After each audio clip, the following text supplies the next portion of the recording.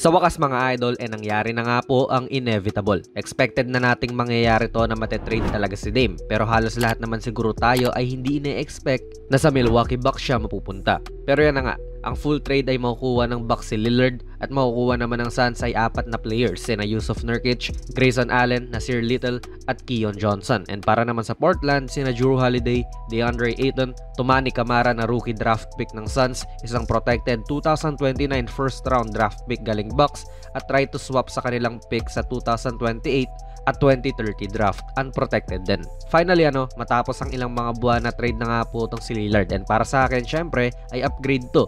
Siguro naman every time na pag may pagkakataon kang makagawa ng trade involving a superstar, gagawin mo basta sigurado kang magbebenepisyo ang inyong team. Si Damian Lillard nga ang isa sa mga best point guards natin ngayon sa NBA na last season lang ay nag-average ng 32.2 points a game. Superstar kung superstar talaga to mga idol, at kahit siya lang mag-isa ay kaya niya talagang bumuhat ng team. Alam naman na natin yan.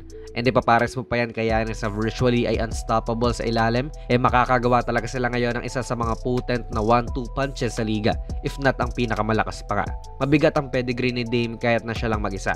And ngayon na si Giannis pa ang kasama niya na mas mabigat pa nga ang kayang ibigay sa table, for sure mahihirapan ang kanilang mga makakalaban sa hinaharap na depensahan to.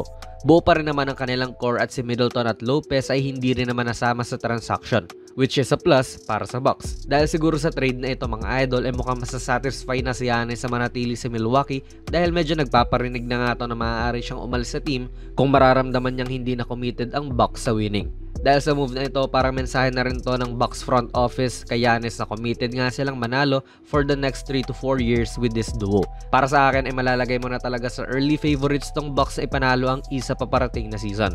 Ang problema nga lang nawala ang defensive stopper nyo na si Holiday na madalas pinapabantay sa mga gwardya ng kalaban. Si Dame hindi naman yung defensive player gaano so humina sila sa ganoong aspekto. Para naman sa Portland, sa tingin ko ay panalo rin naman sila somehow. Rebuilding team naman na sila, at ang pinaka-importante rito ay ang mga draft picks na natanggap nila dahil mga unprotected yon. Lahat yon ay kontrolado na nila at wala na pong commitment ang Bucks sa future sa mga picks na yan. Bonus na nga rin syempre na may 2 starting caliber players pa kayong natanggap na maaari nyo rin ma-flip sa iba pang mga transaction. Si Ayton, bata pa naman to. 25 years old pa lang at pwede pa siyang makasama sa kanilang young core led by Shadon Sharpe at Scoot Henderson. Maaari ding mga idol na gawing centerpiece pa nga ng Portland tong si Ayton, at baka mag-blossom pa siya sa isang star player na ine-expect nung karamihan na magiging siya in the future. So far, solid naman siya at best, pero hindi mo masasabing star player talaga, at parang hindi naman nag-improve kahit na nakakalimang seasons na siya sa liga. Bonus pa nga na nakuha rin nila si Toumani Camara na nag-average ng 16 points noong Summer League nitong nakaraan.